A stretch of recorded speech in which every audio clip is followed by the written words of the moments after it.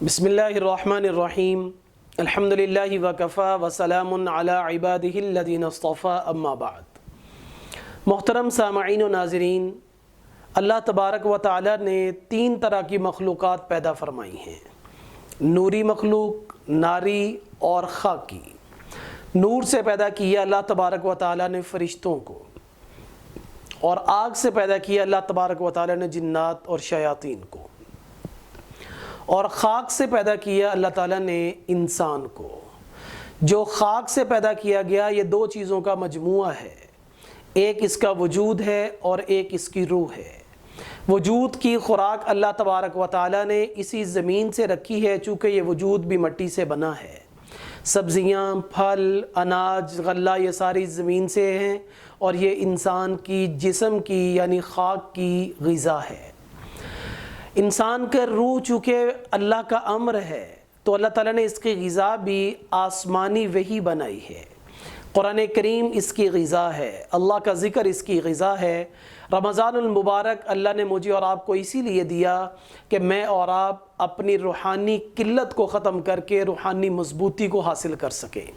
ہم میں سے ہر ایک آدمی اپنا محاسبہ کرے کہ رمضان سے پہلے وہ کہاں پر کھڑا تھا، اور رمضان کے کئی دن گزارنے کے بعد اب عبادت کے اعتبار سے وہ کہاں پر ہے۔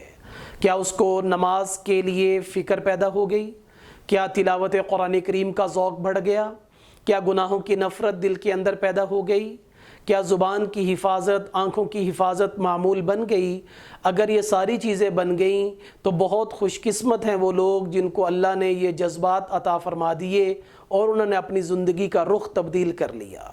اگر خدا نخواستہ ایسا نہیں ہے کہ رمضان غفلت میں گزرتا جا رہا ہے، رمضان سے پہلے جو ہمارا طریقہ طرز زندگی تھا اب بھی اگر وہی ہے تو یہ بہت فکر کی بات ہے، اور یہ فکر بھی ایک ایسی حدیث طیبہ کی روشنی میں ہے کہ جس کی قبولیت میں کوئی شک نہیں ہے۔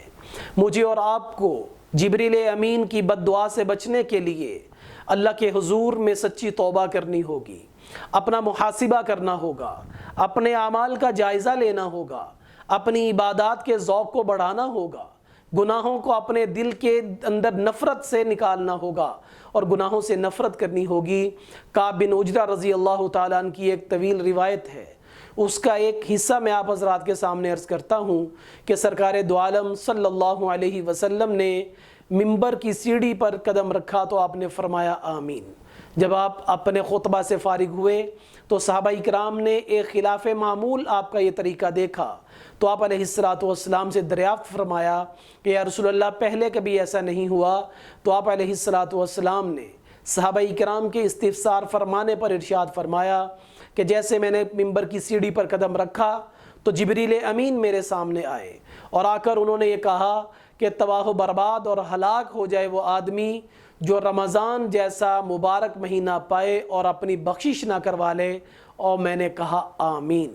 اب غور طلب بات یہ ہے، فکر کی بات یہ ہے کہ ایک معصوم فرشتہ اور فرشتوں کا بھی سردار جو نوری مخلوق ہے، گناہوں سے پاک ہے، یہ بد دعا دے رہا ہے، اور سرکار دو عالم صلی اللہ علیہ وسلم کے آمین کہنے نے اس کی شدت اور بڑھا دی ہے کہ اس کی قبولیت میں اب کوئی شک نہیں ہے کہ اگر کوئی خدا نخواستہ ان گناہوں والی زندگی سے تائب نہ ہوا، اپنا محاسبہ نہ کیا اور رمضان یوں ہی غفلت میں گزر گیا تو پھر جبریل امین کی خدا نخواستہ بد دعا اور آپ علیہ السلام کے آمین کہنے میں کوئی شک نہیں ہے کہ یہ قبول نہیں ہوگی۔ اس لیے مجھے اور آپ کو اب آپ علیہ السلام کے مبارک فرامین کے مطابق جہاں پر جبریل امین نے بد دعا کی اور آپ نے آمین فرمائی، اس سے بچنے کا طریقہ یہ ہے کہ میں اور آپ اپنے آپ کا محاسبہ کریں اور اپنے اعمال کا جائزہ لیں اور اللہ کے حضور سچی توبہ کریں اور اپنی زندگی کا طرز بدلیں، اپنی زندگی کا انداز بدلیں، نماز کو اپنا معمول بنائیں، تلاوت قرآن ہمارا وتیرہ بن جائے۔ اللہ تبارک و تعالی میرا آپ کا پوری امت کا شمار بخشے ہوئے بندوں میں فرمائے، اور اللہ مجھے آپ کو اور پوری امت محمدیہ کو جبریل امین کی بد دعا سے محفوظ فرمائے۔ وآخر دعوانا ان الحمد للہ رب العالمین۔